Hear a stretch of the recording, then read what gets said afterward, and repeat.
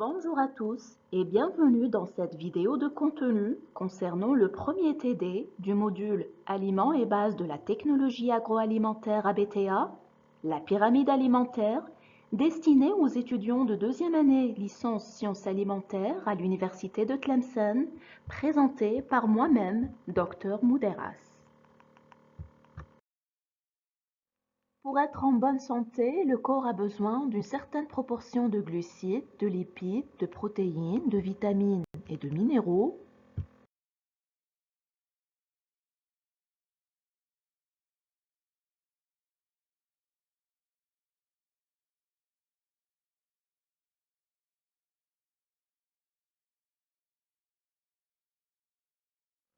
Existe-t-il un aliment complet qui peut couvrir l'ensemble des besoins physiologiques de l'individu?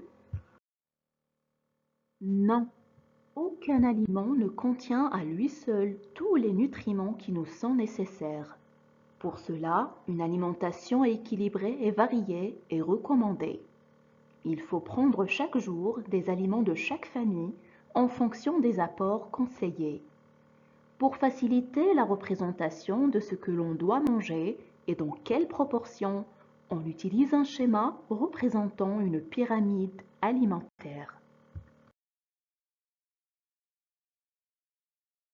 La pyramide alimentaire est un outil de référence qui représente les proportions idéales des différentes classes d'aliments pour arriver à une alimentation équilibrée.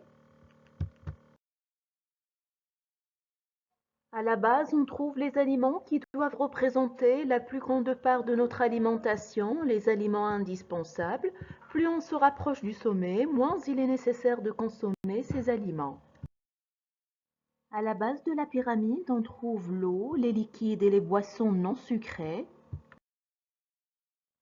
Le rôle majeur des boissons est l'hydratation de l'organisme et aussi l'apport en minéraux et oligo-éléments.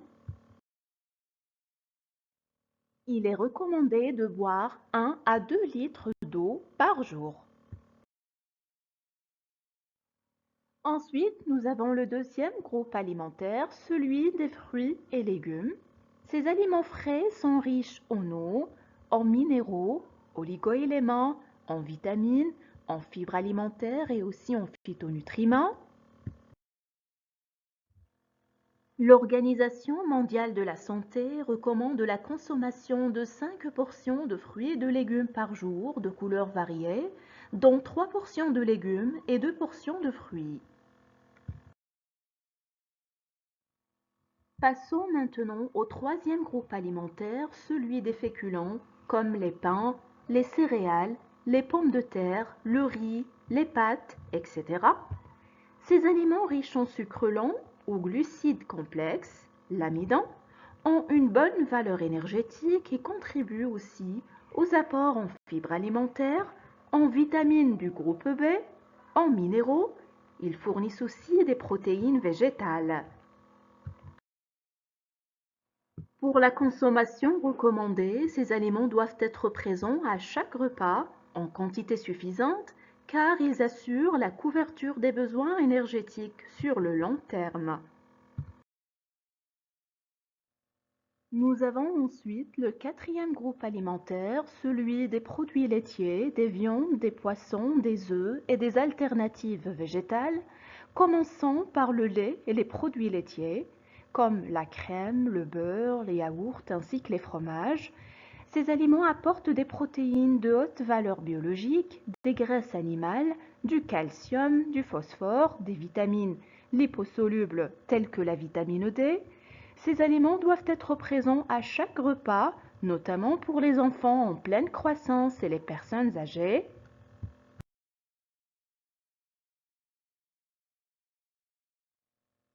Concernant les viandes, les poissons et les œufs,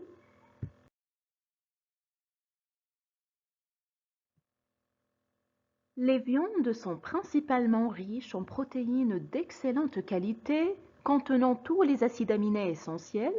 Elles fournissent aussi du fer, de la vitamine B12, B9 et des oligoéléments. Mais il ne faut pas en consommer trop car elles contiennent aussi des graisses, susceptibles d'augmenter les risques d'apparition de maladies cardiovasculaires. La consommation de poissons gras, comme le saumon ou la sardine, est très intéressante sur le plan nutritionnel, puisqu'ils sont riches en acides gras polyinsaturés comme les oméga 3 et ont un rôle protecteur sur le système cardiovasculaire, comme ils contribuent également à l'apport en vitamine D. Les légumineuses sont intéressantes sur le plan nutritif pour leur richesse en protéines, en fer, en magnésium et en fibres. Il est recommandé de consommer chaque jour 3 portions de lait ou de produits laitiers et une portion de viande, de volaille, de poisson ou d'œufs. Il faut alterner entre ces différentes sources de protéines. Le cinquième groupe alimentaire des matières grasses ajoutées et oléagineux qui représentent une source de lipides de qualité, d'acides gras essentiels et de vitamines liposolubles, ils apportent également de l'énergie à notre organisme. Toutefois, il faut limiter la consommation des graisses car en excès, elles entraînent des risques pour la santé, notamment des maladies cardiovasculaires. À la pointe de la pyramide, on trouve les aliments non indispensables mais que l'on mange pour le plaisir, les produits sucrés et ou gras.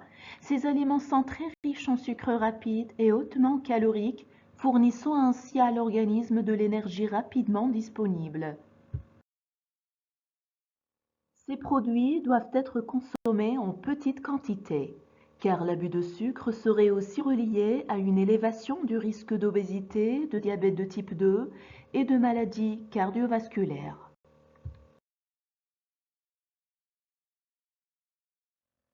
Les besoins énergétiques et nutritionnels de l'homme sont complexes. L'aliment idéal, source de tous les macro- et micronutriments et qui assure la couverture de l'ensemble de ses besoins, n'existe pas. Seule une alimentation quotidienne équilibrée et diversifiée permet de les couvrir. À la fin de cette vidéo, je vous propose cet exercice dans lequel je vous demande de compléter le tableau ci-dessus avec les principaux apports de chaque groupe d'aliments.